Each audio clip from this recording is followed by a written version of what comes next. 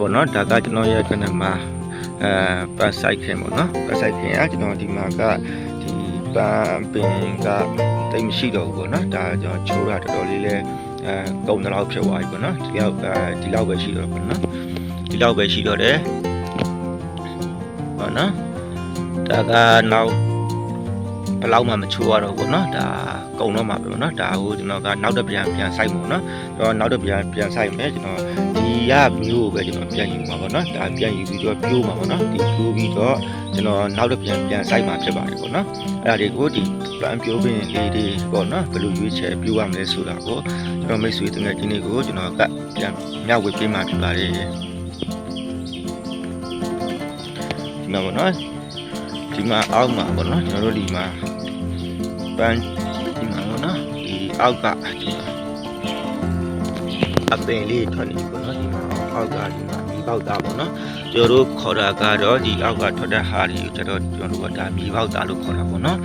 ်အဲ့မှာကျွန်တော်တို့ကပြန်ပန်းပြိုးပင်ပေါ့နော်ကျွန်တော်တို့ကဘယ်လိုရွေးချက်ပြိုးရမလဲပေါ့နော်ဘယ်လိုပြိုးပင်မျိုးယူရမလဲပေါ့နော်ကျွန်တော်အဓိကအကောင်းဆုံးပြိုးပင်ကတော့အခုလိုမြေပေါက်သားပေါ့နော်အခုလိုဒီလိုမျိုးပေါ့နော်အခုလိုဒီလိုမျိုးဒီအပင်ခြေရနေပြီးတော့ထွက်ပြီးတော့ဒီထွက်လာတဲ့အပင်မျိုးပေါ့နော်အဲ့ဒါမျိုးကိုကျွန်တော်တို့ကပြန်ပြိုးရမှာနော်ဒီကောင်လေးကကျတော့ဒီကအမြက်ကတန်းကြနေပေါ့နော်အဲ့ဒါတွေကိုကျွန်တော်တို့ကနှုတ်မယ်ပေါ့နော်ဒါလေးတွေကိုကျွန်တော်ကဒီအပင်တန်တဲ့ကောင်ဒီမြေပေါက်သားတွေကိုကျွန်တော်တို့ကနှုတ်မယ်နှုတ်ပြီးတော့ကျွန်တော်တို့ကဒီပြိုးပေါင်တယ်ပေါ့နော်အခုမှကိုကပန်း3000စိုက်မယ်ဆိုလို့ရှိရင်3000လောက်ဒီလိုမြေပေါက်သားလေးကိုကျွန်တော်တို့ကနှုတ်မယ်ဒီကနှုတ်ပြီးတော့ဒီပြိုးကုန်မှာပေါ့နော်ဒီ10ရက်လောက်ကျွန်တော်တို့ကပြန်ပြိုးထားမယ်ပေါ့နော်10ရက်လောက်ပြိုးထားမယ်ပြိုးပြီးတော့မှကျွန်တော်တို့အခုလိုစိုက်ပေါင်မှာပြန်ပြီးတော့စိုက်မှာပေါ့နော်ဒီကောင်ကအဓိကအကောင်းဆုံးကတော့ဒီပန်းပြိုးတဲ့နေရာမှာအခုလိုမြေပေါက်သားတော့အကောင်းဆုံးပဲနော်ပန်းအထအကြွလဲကောင်းတယ်ပန်းပြောမယ်ဆိုလို့ရှိရင်ပန်းအပင်ရဲ့အလုံးလဲတောက်ခိုင်မှုရှိတယ်ပေါ့နော်နောက်တစ်ချက်ကဘယ်လိုမျိုးကျွန်တော်တို့ဘယ်လိုပြိုးပင်မျိုးပြန်ပြိုးလို့ရသေးလဲဆိုတော့ပေါ့ကျွန်တော်တို့ဒီလိုမျိုးပေါ့နော်အပင်မှာရှိတဲ့ကျွန်တော်တို့ဒီလိုမျိုးအညွန့်ပေါ့နော်ဒီကောင်ကိုမမကျွန်တော်ဒါကပြပြတဲ့ပုံမျိုးပေါ့နော်အခုဒီလိုကောင်မျိုးပေါ့နော်ဒီလိုမျိုးခေါင်းညွန့်ပေါ့နော်ဒီခေါင်းညွန့်ကိုကျွန်တော်တို့ကဒီလိုမျိုးချိုးလိုက်ပေါ့နော်ချိုးပြီးတော့ဒီလိုမျိုးလည်းကျွန်တော်တို့ကပြုတ်လို့ရတယ်ပေါ့နော်ဒါကတော့ပေါ့နော်အခုလိုမြေပေါက်သားမရှိတဲ့အချိန်တွေမှာကျွန်တော်တို့ကဒီကောင်လေးကိုပြိုးတာပေါ့နော်ပြိုးပြီးတော့ပြန်စိုက်တာပေါ့နော်ဒီကောင်လေးကတော့ဘယ်လိုဖြစ်လဲဆိုတော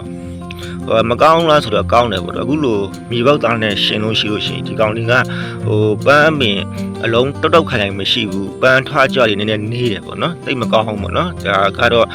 ါကတော့ပြောမယ်ဆိုလို့ရှိရင်တတိယဒီမကောင်းတဲ့အချက်တွေမှာပါတယ်ပေါ့နော်ဒါကတော့ဒါဒီလိုမျိုးမြေပေါက်သားပြိုးမယ်ဆိုရင်ဒါတော့အကောင်းဆုံးပေါ့နော်နောက်တစ်ခုကပေါ့နော်ဒီဒုတိယအချက်ကကျွန်တော်ပြောပြပါမယ်နော်အခုလိုကျွန်တော်တို့ရှာလိုက်မောဒီမှာပေါ့နော်ဒီမှာပေါ့နော်ဒီအပင်ကနေပြီးထွက်တဲ့ဒီလိုမျိုးဂိုင်းတက်ပေါ့နော်ဒီမှာနော်အဲ့လိုဂိုင်းတက်ကိုလည်းကျွန်တော်တို့ကပြိုးလို့ရတယ်ဒီလိုမျိုးဖဲလိုက်နော်ဖဲလိုက်လို့ရှိရင်ဒီကောင်လည်းကျွန်တော်တို့ကဒီပြိုးကောင်မှာပြန်ပြိုးယူရတာပေါ့နော်အဲ့ဒါလည်းကျွန်တော်တို့ကပြိုးလို့ရတယ်ဒါပေမဲ့ဒီကောင်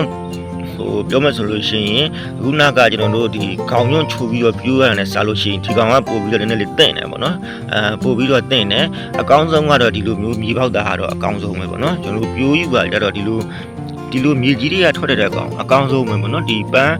ရှင်နေပြီးတော့စိုက်ကြည့်လိုက်ပေါ့နော်ကျွန်တော်တို့ဒီခေါင်းညွန့်ချိုးရတဲ့ကောင်ကြီးအခုလိုဒီအတက်ကိုဖဲ့ပြီးတော့ပြိုးပြီးစိုက်တဲ့ကောင်ကြီးအခုမြေပေါက်သားကိုပြန်ပြိုးပြီးတော့စိုက်တဲ့ကောင်နဲ့ရှင်ပြီးတော့စိုက်ကြည့်လိုက်တော်တော်လေးကိုကွာဟချက်ရှိတယ်ပေါ့နော်ဒီမြေပေါက်သားကတော်လေးကိုအပင်တဏမမရှိတယ်တုတ်ခိုင်ခိုင်ရှိတယ်ဒီအပင်လည်းကောင်းတယ်ပေါ့နော်တော့ဒီအပွင့်လည်းတော်တော်လေးကိုကောင်းတယ်ပေါ့နော်အဲ့ဒါဒီကောင်လေးကြတော့ကျွန်တော်တို့ကဒီလိုမြေပေါက်သားတွေမရှိတော့ဘူးဆိုလို့ရှိရင်ပေါ့နော်ဒီမြေပေါက်သားကလည်းထွက်တာနည်းဆိုလို့ရှိရင်ဒုတိယရွေးချယ်ရမှာကျွန်တော်တို့အခုလိုအပင်ရထွက်တဲ့ဒီလိုအတက်ပေါ့နော်အကောင်ကျွန်တော်တို့ကဖဲ့ပြီးတော့ပြန်ပြိုးယူရတာပေါ့နော်အခုလိုပြိုးယူရတာပေါ့နော်ဒီလိုမျိုးလေးကျွန်တော်ပြပြနော်အခုလိုမျိုးလေးပြန်ပြိုးယူရတယ်ပေါ့နော်ဒီကောင်လေးတွေလည်းကောင်းတယ်ပေါ့နော်ဒီကောင်လေးတွေလည်းကောင်းတယ်မဆို အခုလိုဒီအတက်ကိုဖဲပြီးတော့ပြိုးတဲ့ဟာမျိုးလဲကောင်းတယ်ပေါ့နော်ဒါကောင်းတယ်ဒါကဒုတိယချက်ပေါ့နော်ဒါဒီကောင်းလို့ပေါ့နော်ကျွန်တော်ဒီကတစ်ချက်တော့နှုတ်ပြမယ်နော်ဒီကောင်လို့မြေပေါက်တာလေကောင်းတယ်ပေါ့နော်ဒီကောင်ကတော့ဒါလုံးဝ share ပေါ့နော်ဒီမှာသူကအမျက်မှာတန်းပြီးတော့ကြာလာတယ်ကျွန်တော်တို့ကဒါကိုပြိုးပေါအောင်မှာကျွန်တော်တို့က10ရက်လောက်ကျွန်တော်တို့ကပြိုးမယ်ပြိုးပြီးတော့ကျွန်တော်တို့ကအစားတစ်ခါကျွေးမယ်ပေါ့နော်အဲ့မှာဒီကောင်ကဘယ်လိုဖြစ်လာလဲဆိုတော့အပင်ကတုတ်တုတ်ခိုင်ခိုင်နေဖြစ်တယ်ပေါ့နော်တော့ပန်းအပင်ထားကြတော်တော်လေးကိုကောင်းတယ်ပေါ့နော်နောက်တော့ပေါ့နော်ကျွန်တော်တို့ဒီမှာကဒီခေါင်းညွန့်တော့မရှိဘူးနော်ဒီလိုပြရနော်ဒီလိုမျိုးကျွန်တော်ဒါခေါင်းညွန့်မှကျွန်တော်တို့ဒါထားအောင်ပေါ့နော်ဒါကျွန်တော်ကဥပအနေနဲ့ပြတာပေါ့နော်ခေါင်းညွန့်ဆိုဒီလိုမျိုးချိတ်စိတ်လိုက်ပေါ့နော်ဆက်ရလက်ခါမှာကျွန်တော်တို့ကဒီကောင်လေးကိုဒီလိုမျိုးလေးကျွန်တော်တို့ရက်လာမယ်ရရတဲ့ခါကျတော့ကျွန်တော်တို့ဒီလိုမျိုးလေးရရတဲ့ခါကျတော့ကျွန်တော်တို့ဒီမှာဟိုတရွက်လောက်ဖဲ့လိုက်ဒီမှာအဆက်လေးကျန်ခဲ့ပါနော်အဲ့ဒီပြိုးတဲ့ခါကျလို့ရှိရင်ဘောနော်ဒီအဆက်လေးမြုပ်အောင်ပြိုးရတယ်ပေါ့နော်အဲဒီမှာဒါကအညွန့်ကျွန်တော်တို့ကပြန်ပြိုးတာဒါကခိုင်းတက်ကိုပြန်ပြီးတော့ပြိုးတာပေါ့နော်ဒါကတော့မြေပေါက်တာကိုပြန်ပြီးတော့ပြိုးတာဒါအကောင်းဆုံးပဲပေါ့နော်ဒါအကောင်းဆုံးကျွန်တော်ကအဲ့ဒါကြောင့်မို့နော်ဒီပန်းမျိုးတွေပါရွေးချက်ဆိုပြိုးတော့မယ်ဆိုလို့ရှိရင်မြေပေါက်တာကိုပထမဦးဆုံးဘောနော်ကျွန်တော်တို့ကရွေးချက်အသုံးပြုပါမယ်ပေါ့နော်ဒီလိုမျိုးမြေပေါက်တာမရဘူးဆိုတော့မှကျွန်တော်တို့ကအခုလိုဒီအပင်ကထွက်တဲ့ခိုင်းတက်ကိုပြိုးပေါ့နော်အပင်ကခိုင်းထက်လဲကိုမှလုံလောက်မရှိတော့ဘူးဆိုရင်တော့ပေါ့နော်ဒီခေါင်းညွန့်ပေါ့နော်ဒါခေါင်းညွန့်ကျွန်တော်တို့က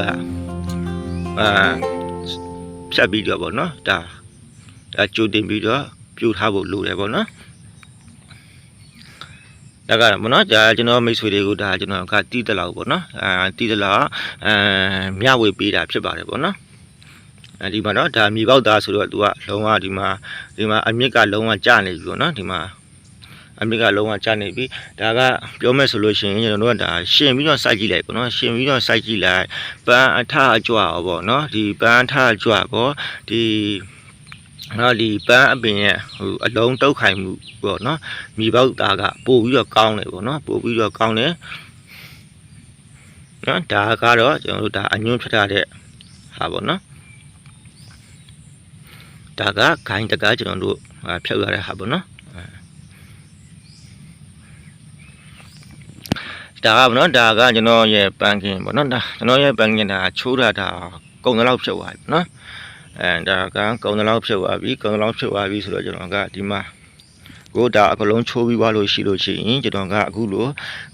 မြေပေါက်သားတွေကိုကျွန်တော်ကပြန်ပြီးတော့ပြိုးမှာပေါ့နော်ဒါပြန်ပြီးတော့ပြိုးကုန်မှာကျွန်တော်ကပြိုးမယ်ပြိုးပြီးတော့10ရက်လောက်ကြာလို့ရှိရင်ကျွန်တော်တို့ကဒီမှာဒီနေရာကြီးကျွန်တော်ရှင်းပါနော်အခုရောဒီမှာဟိုစိုက်ပေါင်တွေပါအပေါဒီပြိုးပေါင်တွေပါအစင်သင်းလောက်ပြီးွားလို့ရှိရင်ဒီကမြေပေါက်သားအကုန်လုံးကျွန်တော်တို့ကနှုတ်မယ်နှုတ်ပြီးတော့ဒီပြိုးပေါင်မှာကျွန်တော်တို့ကပြန်ပြိုးမယ်နော်ပြိုးပြီးွားလို့ပြိုးပါဒီမှာလဲစိုက်ပေါင်မှာလဲဒီဘောင်တွေကိုကျွန်တော်တို့ကအစင်သင့်ဖြစ်သွားတဲ့အခါကျလို့ရှိရင်ပြိုးပေါင်နေပြီးတော့ဒီစိုက်ပေါင်ကိုပြန်ပြီးတော့ဒါစိုက်ပါပေါ့နော်